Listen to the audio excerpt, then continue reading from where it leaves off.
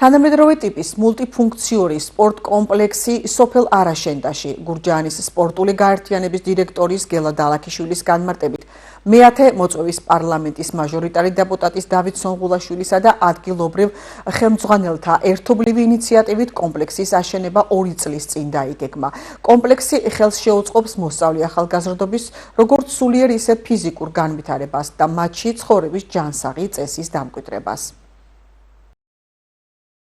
სოფელ არაშენდაში აშენდა ულტრათანამედროვე მულტიფუნქციური სპორტული დარბაზი, სადაც იგეგმება ჭიდაობის რამოდენიმე სახეობების განვითარება. შესაბამისად დარბაზი უკვე სრულყოფილია, პირველი რიცხვიდან დაიწყებს ფუნქციონირებას.